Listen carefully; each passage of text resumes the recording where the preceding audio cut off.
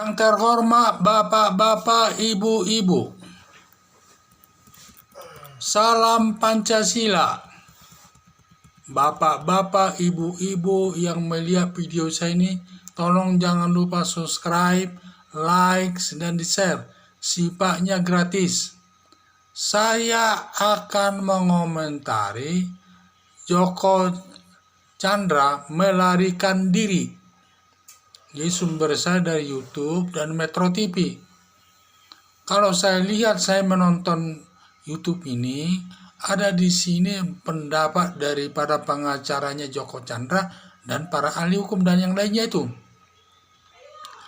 Dan saya lihat dari kesimpulan saya, sesuai pendapat saya, bahwa katanya menurut pengacaranya Joko Chandra, seorang wanita, lupa namanya, menyatakan bahwa perkara Joko Chandra ini waktu di pengadilan negeri, katanya diputus hakim. Putusan hakim katanya tidak terbukti perbuatannya, tetapi bukan perbuatan pidana. Ini sama saja nanti perkara bebas. Jadi saya lihat, karena putusan hakim di sini terbukti tetapi bukan perbuatan pidana, maka jaksa penuntut umum mengajukan perkara ini, mengajukan upaya hukum ke Mahkamah Agung, karena ini kewenangan Mahkamah Agung. Dan setelah di Mahkamah Agung diputus perkara ini, katanya putusan Mahkamah Agung menguatkan putusan pengadilan negeri. Berarti putusan Mahkamah Agung itu terbukti tetapi bukan perbuatan pidana. Jadi itu menurut pengacaranya ya.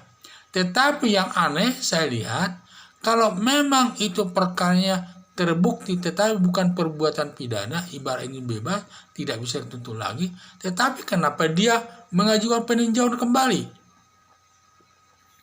Maka kesimpulan saya, putusan Mahkamah Agung itu terbukti perbuatan pidana, dan juga pasti dia dijatuhkan hukuman. Entah berapa lama saya tidak tahu jelas. Perkara Joko Chandra ini pasti dihukum hakim Mahkamah Agung, dan dihukum seberapa lama kurang jelas. Berdasarkan hal tersebut, putusan itu, jadi karena sudah dihukum oleh Mahkamah Agung, maka dia mengajukan peninjauan kembali. Ya itu benar memang, karena perkaranya dihukum oleh Mahkamah Agung, hukuman pidana, masuk penjara, sehingga dia mengajukan peninjauan kembali. Karena peninjauan kembali ini langsung diajukan ke Mahkamah Agung, ke Kejaksaan Negeri, ke Pengadilan Negeri, ke Mahkamah Agung lewat Pengadilan Negeri kalau mendaftarkannya. Jadi di sini saya lihat Joko Chandra ini mengharapkan kalau nanti peninjauan kembali kan ada 3 isinya. 1, tidak boleh menjatuhkan hukum lebih berat. Paling hakim itu hanya bisa menjatuhkan hukumannya sama dengan hukuman yang lalu, atau hukumannya bisa lebih rendah, atau bisa bebas dan sebagainya. Makanya mungkin mengharap dia di sana. Nah, itulah yang saya lihat, berarti perkara Joko Chandra ini adalah perbuatannya terbukti dijatuhkan hukuman pidana. Yang jadi masalah saya lihat dalam perkara ini, pertama-tama ini kesalahannya Kejaksaan Agung misalnya. Karena perkara ini kan penyidiknya itu adalah Kejaksaan Agung. Kenapa waktu disidik sampai disidangkan dan juga tidak ditahan? Seharusnya ditahan itu karena perkara korupsi lagi. Seharusnya ditahan, tetapi malah dia tidak ditahan, makanya berada di luar. Digunakanlah kesempatan itu melarikan diri sampai 17 tahun. Nah, inilah saya lihat. Tetapi perkaranya itu tetap harus bisa dilaksanakan karena perkaranya sudah diputus hakim. Jadi tidak sama ini dengan perkara yang lainnya itu. Ini sudah bisa dihukum karena hukuman dia tinggal menjalani hukuman sesuai putusan hakim itu. Kalau saran saya, jaksa itu yang salah di sini. Ada apa? Apa ada permainan di situ? Pada saat dia disidangkan ataupun setelah diputus, kenapa tidak ditahan? Tidak langsung melaksanakan putusan hakim ini. Saya dengar perkara ini sudah ada ganti ruginya, berarti perkara sudah diputus. Sudah diputus oleh hakim. Sampai putusan itu sudah diputus oleh hakim dan dia katanya sudah ada membayar uang ganti rugi segala. Saya kurang jelas masalah. Tetapi kalau saya lihat dari sudut hukuman ini adalah ini kesalahan jaksa. Karena waktu itu kenapa tidak cepat-cepat dia melaksanakan putusan hakim itu kalau sudah putus? Karena jaksa itu kan sebagai pelaksana putusan hakim. Kalau sudah putus tidak ada lagi kewenangan hakim di situ. Yang ada adalah kewenangan jaksa untuk melaksanakan putusan hakim itu. Bagaimana bunyinya? Kalau bunyinya masuk penjara, ya masukkan ke penjara oleh jaksa.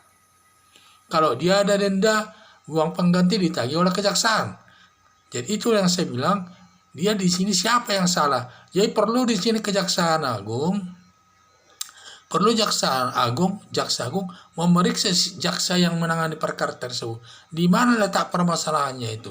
Dan tidak boleh dia bermain-main. Kan ini salah satu cambuk untuk ke depan agar semua perkara apapun, perkara korupsi terutama, kalau sudah disidik oleh kejaksaan, langsung dilakukan penahanan sampai putus pengadilan sampai selesai. Jangan sampai ada diberikan kesempatan tahanan luar lah dan lain sebagainya.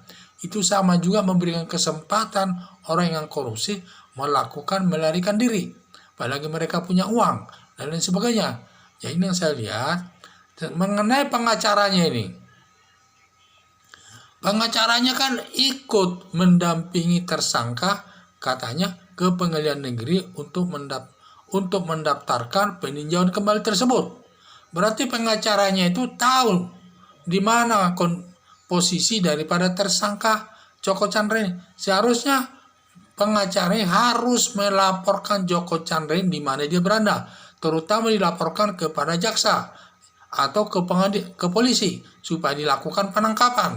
Dan ini malah tidak dilakukan. Saya pikir pengacaranya harus dilaporkan ini ke polisi agar diproses sesuai ketentuan hukum.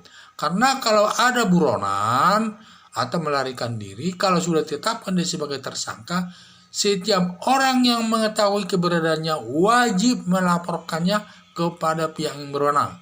Apakah kejaksaan yang menangani perkara tersebut, apakah dia ke polisi dan lain sebagainya. Ya tidak boleh dia seperti karena dia merasa pengacara tidak dilaporkannya, itu melanggar hukum itu. Walaupun dia sebagai pengacaranya, tetapi kalau perbuatan kejahatan sama hukumnya, siapapun pengacaranya wajib harus melaporkan di mana keberadaan si buron itu berada kalau dia tahu. Dan kalau dia tahu wajib diberitahukan siapapun orangnya. Semua warga negara Indonesia, apakah dia polisi, jaksa, dan juga masyarakat biasa, pengacara dan sebagainya, kalau tahu keberadaan buronan wajib diberitahukan, menginformasikannya kepada polisi atau kepada kejaksaan yang menangani perkara. Jadi itulah saya bilang, ini kesalahannya. Sehingga menurut saya pengacara ini juga perlu diproses itu sesuai dengan ketentuan hukum, karena dia tahu dia berada, apalagi dia mendampingi. Seharusnya pada saat itu harus dilaporkannya ke kejaksaan atau laporkannya ke polisi. Karena ini perbuatan kejahatan melarikan diri ini semua terikat di sana. Bukan tidak bisa alasannya saya pengacaranya. Tidak boleh itu. Berarti dia melindungi penjahat kalau begitu.